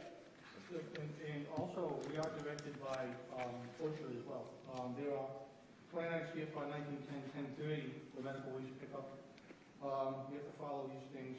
Connecticut EMS protocol, 29 CFR 1910, 1030, and 134. Those things are also things that direct us to do what we do within the categories that we line up. So everything's by OSHA regulation, by comptroller, bookkeeping standard.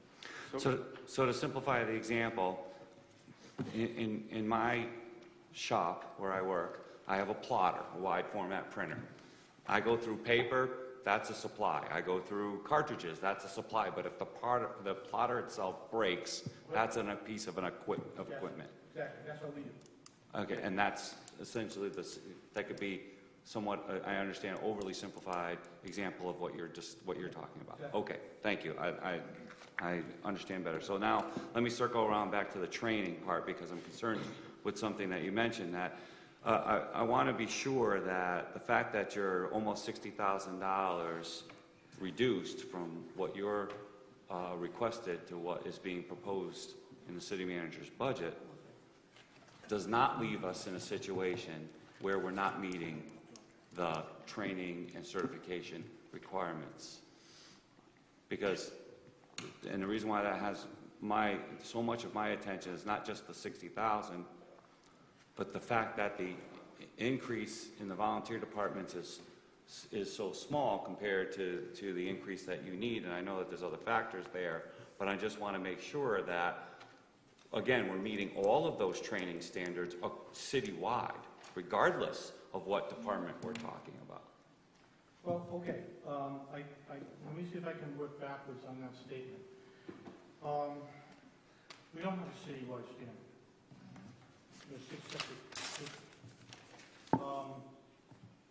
And we do not train as much as we should, certainly we don't address the OSHA qualification certification trainings that every department, regardless of paid or volunteer, should be attending. We don't do that either. With respect to your question or your statement about is it going to put us in a position of jeopardy, to a degree, yeah. Because we've identified by the OSHA standard that we stated, the standards that we state, that these things are necessary components to education for the people that work in this business, for safety, survival, efficiency, mission readiness, all that stuff. And without doing it, without having the funding necessary to backfill the salary CBA requirements that we need, we will have to just not go and pick and choose which qualifications we can afford to do. So lately we've been talking a lot about leadership because we're talking about succession planning. Those are outside classes. You never profit your own name, you know? And I talk about it constantly, but after a while, everybody gets tone deaf. So you have to send people out. And it's good to expose people to other mindsets and other things that are necessary for us to think about, rather than just live in a bubble. This way we know that we're as efficient as we can be, we're as mission ready as we can be, the new things that are happening are in the forefront of our minds too. But without being able to be exposed to that environment, we shortchange ourselves and our system. If I may, and Josh can correct me if I'm wrong, you'll note that the replacement cost was increased, and we had agreed with the request number of $89,664. All of that doesn't necessarily have to go to regular replacement. As the chief said, there also is replacement for individuals that need to be replaced because they're on duty and they have to go off duty to train, and we need to backfill that position. So it's our contention there is some money in the 93, in the training, that is up in the replacement cost. The replacement cost is an estimate based on a lot of different things that can happen during the year, illness, injuries, military deployment, things like that. So that number is somewhat fluid. So it's Josh and I's contention. I don't think it covers the whole 93, but there's a certain amount of flexibility within the replacement costs that will enable the training cost when it's replacing to be backfilled and charged to that line item. So I'm trying to kind of, I'm not saying that we didn't reduce the line item. You'll note the theme that you'll get from every department is that the finance and the city manager reduced the budget, and that's a reality of where we are fiscally. But we try to reduce it with the rationale in there. And this one, that's the rationale for this to a certain extent, is that any of the replacement costs will be funded out of the replacement line item, which was increased quite a bit over the previous year by about 45,000. And whenever we exceed the allocation, before I make a move, I contact them. We're thinking about doing this, is it okay? You know, here's the need, here's the rationale, here's the impact if we don't do it. And it's a yes or a no. And that's, you know, and it's not always a yes. Saying that's the way it's supposed to be. It's reasonable and necessary manner. It's sum up. Mr. Solomon, thank you for that clarification on the replacement cost, because he actually answered my next question, which was, okay, so how do we cover those shifts? And that's how you intend to, at least partially, to some degree, do that. So just to give you an example of what we do accomplish with the training. Last year, from 7/1/2017 to this past month, we've achieved the delivery of 1,003 total class counts, 1,367 class hours. We've contacted enough people to make the total man hours of training 7,855. So we're constantly training, and it's not like it used to be for us. It's a schedule, it's a regimen, it's a necessity. Every time there's line of duty, I research it, the training officer researches it, just to identify what happened in relation to what we're doing to make sure we're on top of everything. Not our line of duty debts necessarily. No, we're talking about in the And absolutely, I get it. You don't have to sell it to me. The more you train, the more automatically the right things are going to happen when what hits the fan. So I agree. I get it. the money that you allocate. I just want to make sure that we're budgeting for it appropriately. The funds that you allocate to us go directly to what you're allocating. There's very rarely any movement in the money at all. Very rarely, and it's only with the mission. Thank you. You're welcome. Anyone else? Alderman Gould? Good evening, Chief Scan. Thank you for being here tonight. I was going to ask about overtime and the replacement costs, but I think those questions have been answered. My next concern is, what certifications, you were talking about OSHA standards and certifications, what certifications don't you have that we need to have, or how many men don't have them that need to have them? Dave, can you answer that? Sure. All right, hang on one second. Thank you. No, go ahead. Thank you. Sure. So Alderman Gould, or Alderwoman Gould, I apologize. We are required by OSHA 1910-156 to train quarterly on 10 topics. Those 10 topics include safety protective equipment, chemistry and fire behavior, self-contained breathing apparatus, fire streams, hose, pumping fire apparatus, ladders, rescue, forcible entry, and ventilation. We're also required at the same time to make sure that our supervisors are above and beyond qualified than our firefighters.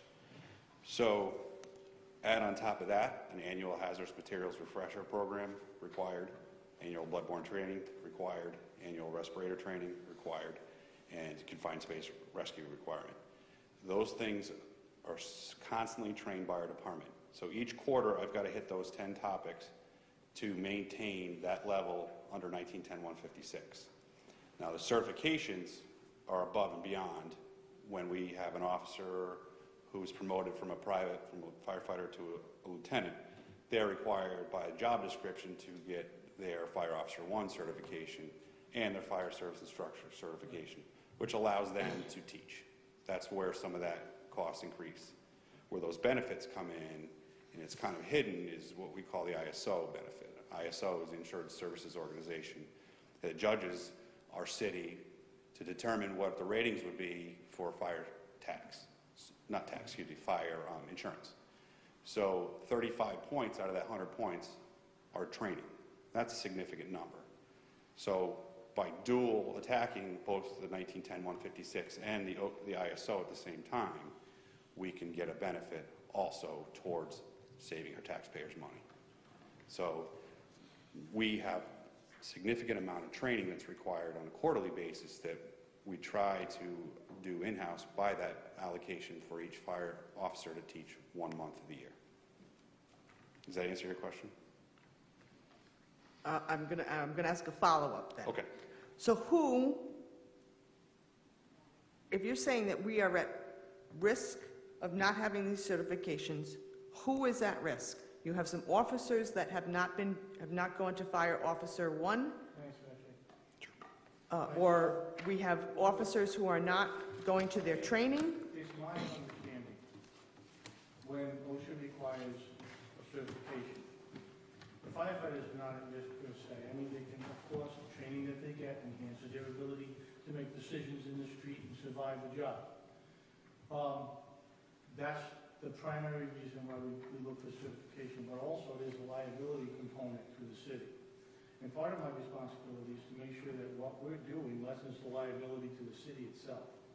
So if we are not certified the way we're supposed to be, and we get in trouble for one reason or another, that'll be bad enough.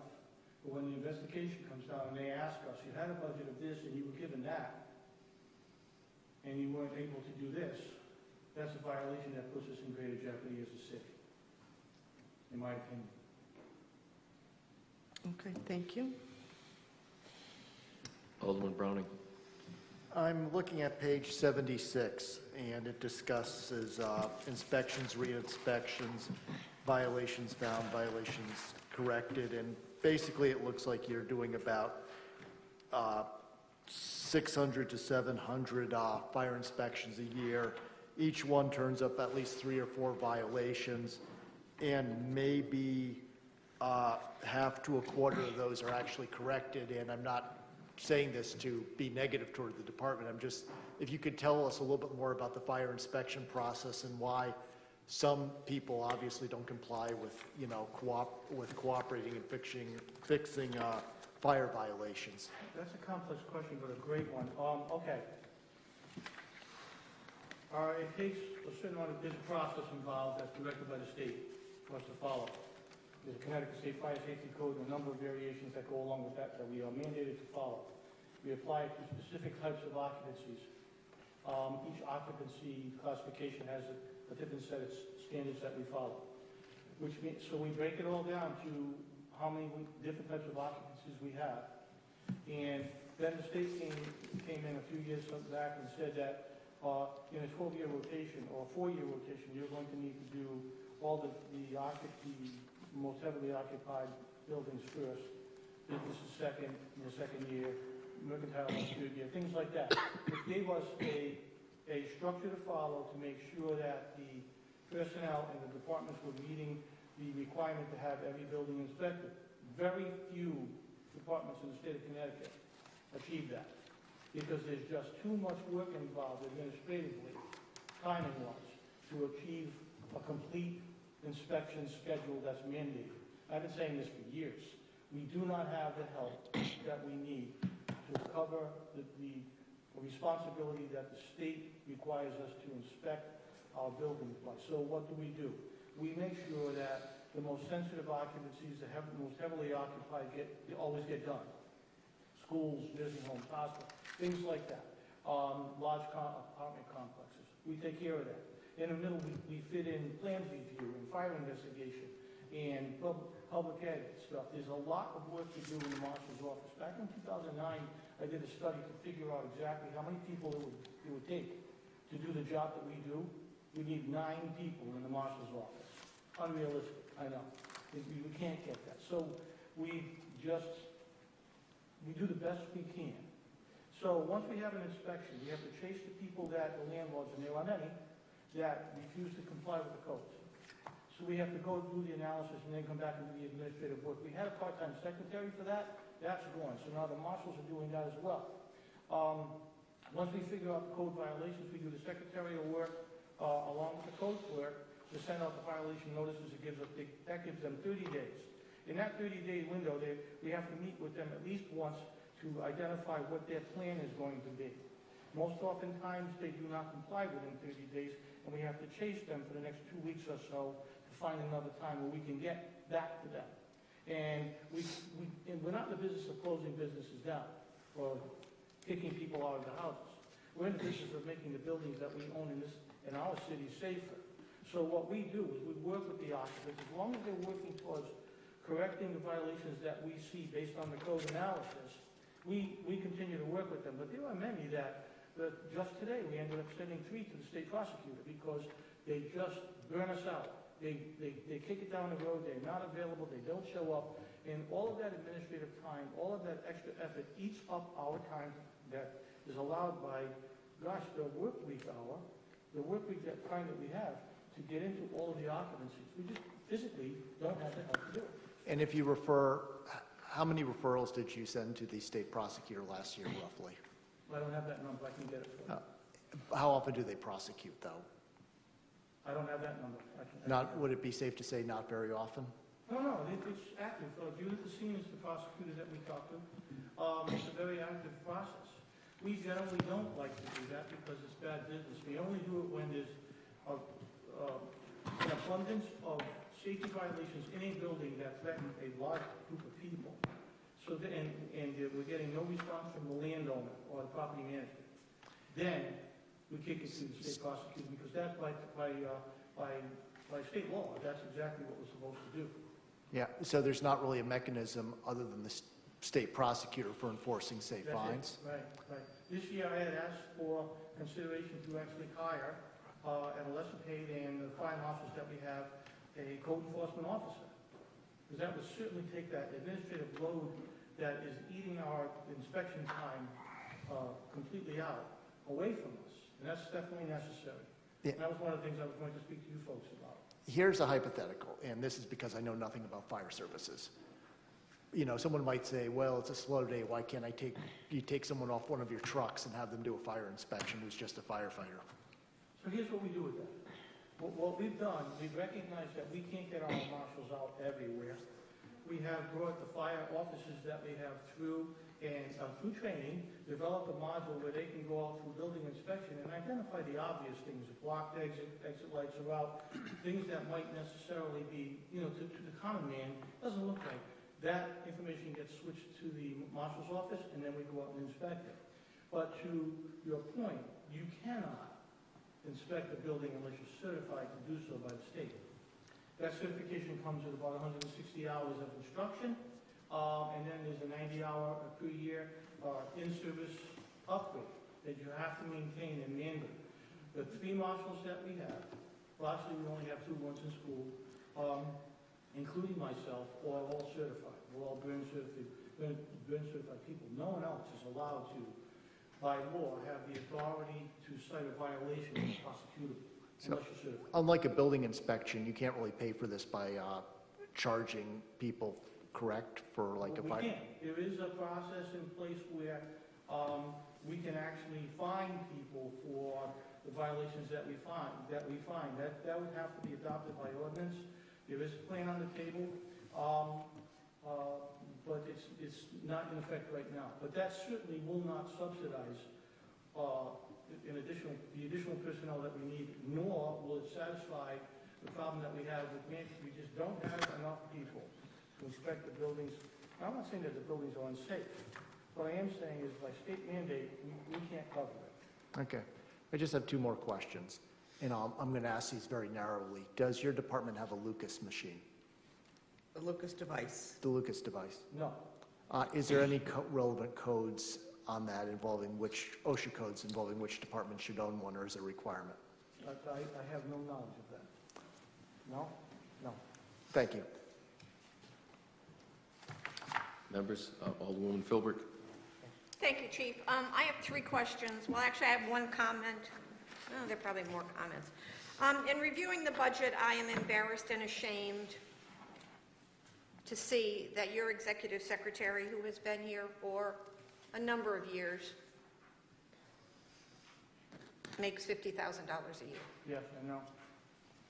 Something's wrong. There is. Something's wrong. Something seriously is wrong here. 3 years ago, I tried to address that.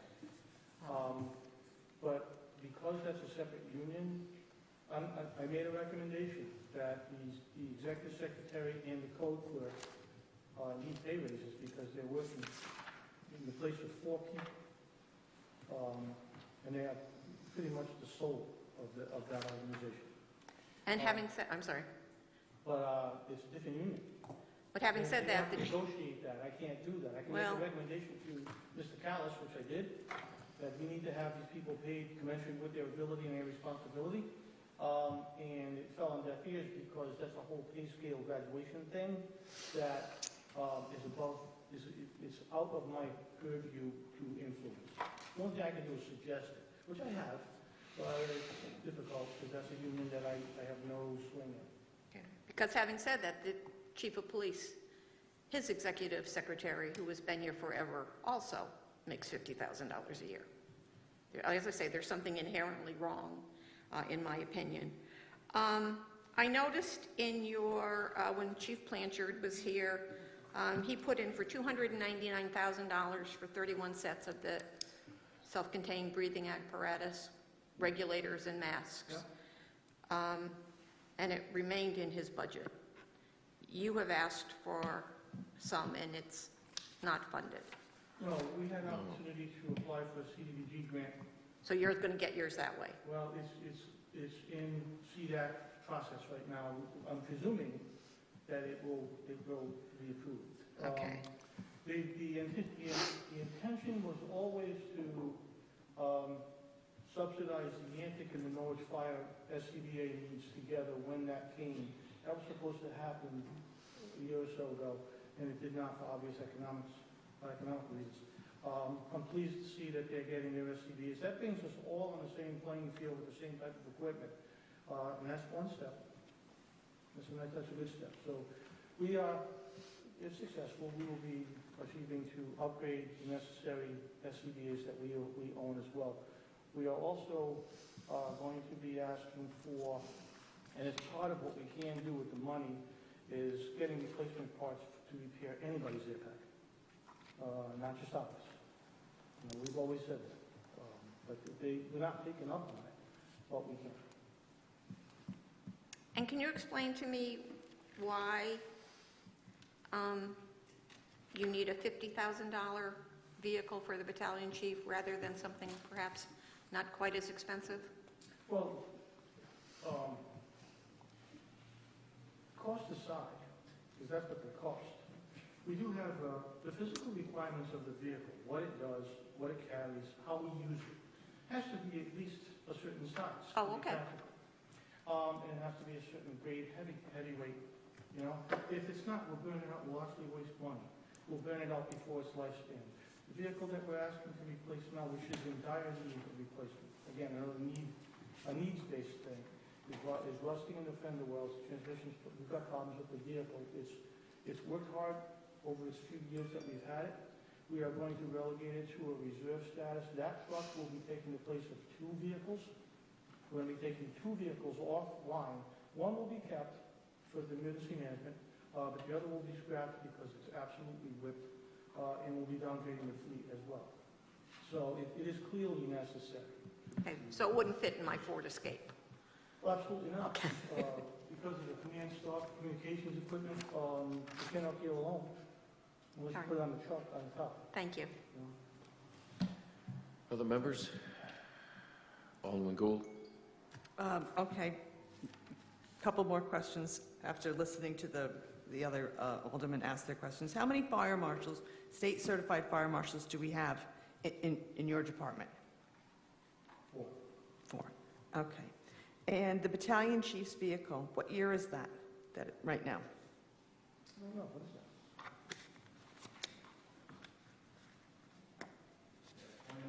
I think it's a ship.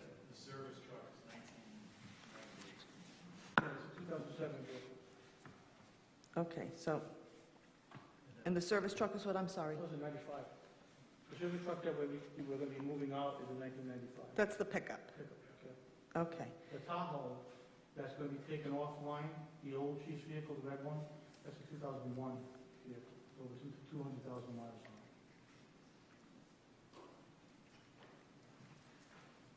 on it. Okay, so you've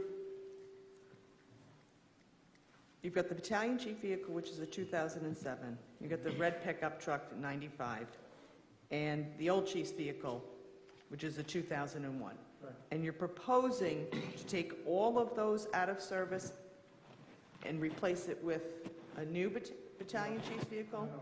Okay. All right, so the 7, the 95, the 2007 truck will be replaced.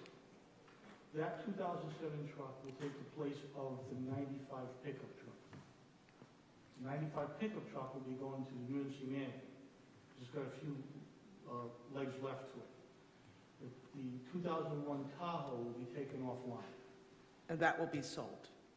It'll be whatever they do with it. Scrap, sold. Scrap, sold? Yeah, yeah. That's the plan.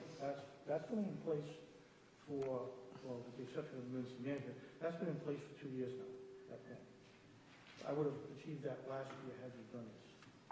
Okay, and final question. On the boat, we have the Boston Whaler. No, we have 3 boats. 2 boats? No, 3 boats. We have 3 3 vehicles. boats. 3 marine. And what is happening with all of those? Because I know you got a grant for the new one. That's correct. As directed by you. When that boat comes in, the Billy D, the big one, Marine One, is taken out of service. We're going to keep the Zodiac, but the 3rd boat that we have will be taken out of service as well. We're going to go from 3 boats to 2. When you say taken out of service, chief, you mean gone? Gone. Gone, okay, thank you. And I don't like stuff hanging around. And emergency management has 2 boats there too. Well, one is the boat that we're going to be getting rid of, but they're going to go. We don't need to keep that kind of fleet and that kind of maintenance problems. We don't use them, and we have a lot of equipment around town that we can call in. Okay. It's economical to use what we have. All right, so let me just get this straight. So we've got the new boat is coming. That's correct. The Marine One, once the new boat is in service. Will be Marine One. That will be the new Marine One, and old Marine One is going to go away. Yes. We're keeping the Zodiac for obvious reasons. Yep. And then what other, So we have a Boston Whaler, 5-pound boat. okay, what's happening with, We're going to be retiring that boat as well. and then you said emergency management has a boat. Correct. It's not certified to do anything. I wouldn't put anybody in it. I haven't gotten around to it yet, but that equipment has to go. because So we that's have to- also going to go out of Exactly. service? That's my plan. Okay, thank you. You know, Thermal imaging equipment, you're like, just checking on the status operationally for all departments. Each year, we check to make sure that ours are working and we're up to snuff, and if there's anything new out there that's better that we can afford within our allocated equipment account, we would upgrade it. This past year, we did a review of our equipment, we don't need it this year. We will probably need them next year along with an airbag system, because it's very old, well into the 20 years old, but this year, we don't need them on the cameras. Thank you.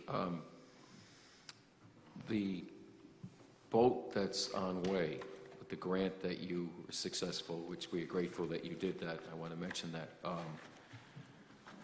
The local match for that, Yeah. Well, this question, maybe you can answer this one.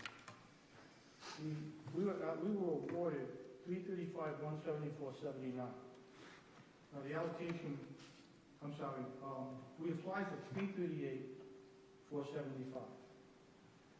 We were awarded 335,174.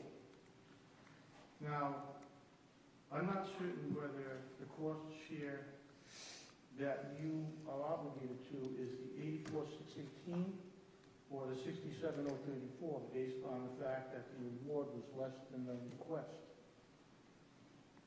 I think they go by percentage. Yes, it's 20% of the grant. The entire grant has to be spent, correct? and then we are responsible for 20% of that. Yep. And that was known before, during the application process, very early on, we Yep. have to agree to that, Mr. Solomon has to agree to that. So it's most probably 84,618. Just want to make sure it's there. Yep. Yep. Yeah, it's all set to go. As far as I know, the PO and everything else has been done.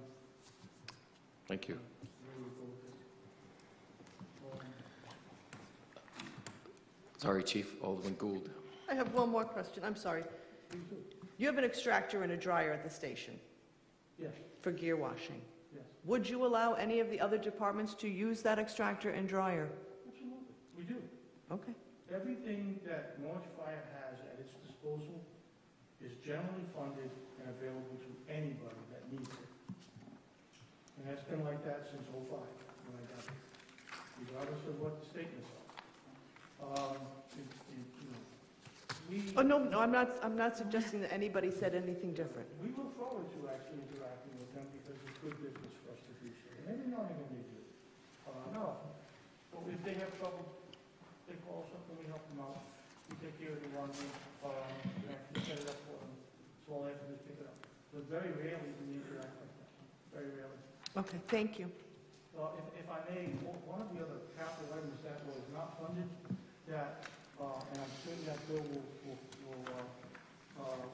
remember this, is the request that I made for the replacement of the primary engine company that we have at headquarters. It's called Squad A. It's a Ferrari. It's 17, 18 years old.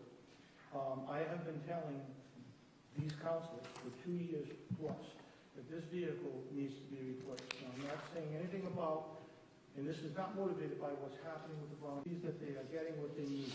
Nothing to do with that. But what you need to know is that this vehicle is the second busiest vehicle that we have in the fleet, the entire fleet. Right now, if we take it offline and replace it, we will get a good 17, 18 more years out of it, which is what the recommendations of NFPA are. For busy departments like mine, you want to put it in frontline 15, reserve 10, or frontline 20 in reserve 15. We can achieve that. I just asked fleet maintenance what it costs us to keep it on the road. It's extremely problematic. Last year, we took it out of service 82 times. We've spent over $170,000 to repair it. So these are things that show us that it's time for the truck to be relegated to a less busy activity so we can get the life of the truck out of the truck, the best bang for our buck. We need to replace the Squad A Ferrari that's in the fire department headquarters now.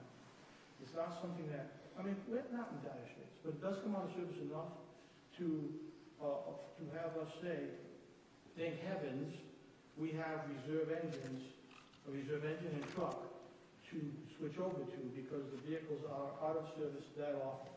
All these records are available, and it would be irresponsible of me not to tell you that this vehicle needs to be replaced. For the benefit of the longevity of the truck, you get the best bang for our dollars. The fact that it's problematic and it's out of service quite often. And that it's time. It's just time for it to be replaced. So, however you do it, or don't do it, just be advised that it's something that we do need to do, if not certainly plan for in the near future. It needs to be done. That's my responsibility to you. Was that $170,000 that we spent this year? No, over the life of the truck. Over the past year, though, it's increasingly 82 times it was out of service. We lost the truck for about 160 days last year. You know, and it's not because fleet can't fix it. They're great at what they do. It's because the truck's becoming problematic. It's the hours are tens of thousands of hours over everything else that we own. Even things that we replaced. It's got the most hours, the most run time, the most miles. It's a hard-worked truck, and it goes back years. Second busiest in the fleet. The busiest truck in the fleet is Engine 2. Of all the trucks that we own, Engine 2 is the busiest. Which is one of the reasons why we replaced in 07, because we had to. It was riding off the chassis. I'd hate to see us get to that point with this truck. Now we've kind of reset the bar. Maybe we can get on a replacement schedule that's meaningful. Yes, sir. Okay? But I needed to let you guys know that. Are there any other questions? I would appreciate... Well, sir, thank you very much, Chief. Yes, sir. Well, thank you. Well, I appreciate any consideration you can give to the request that we've made. As always, I'm always available for follow-up questions. My door is always open. My phone is always on my hip. So please don't hesitate to contact me. This is really important to our operation, our succession planning, longevity and safety. There's a lot to it, and we put a lot of effort in this. If you're choosing to make a cut, please contact me. I would ask one favor. Please don't do it in the back. At least know what the impact to my operation is going to be before you choose to say no. That's all I ask, is I give you the opportunity to say, if you do this, this will happen. That way you know. Okay? That's all I ask. Thank you very much. Thank you. Thank you, Chief. Thank you, Chief. That's what we have this evening, Mayor, and we're due again on Thursday. Thursday, Can I 6. alleviate your emergency management budget by saying we can live with what you gave me? It's all good? Really, we can. I've got a lot of money coming in next year for most of the energy, so we shouldn't have a problem at all. Up to you. I mean, but emergency management is set in your monthly report, quarterly report. There's a list of things that we've accomplished for your edification. Yeah, thank you. Thank you. Thanks, Chief.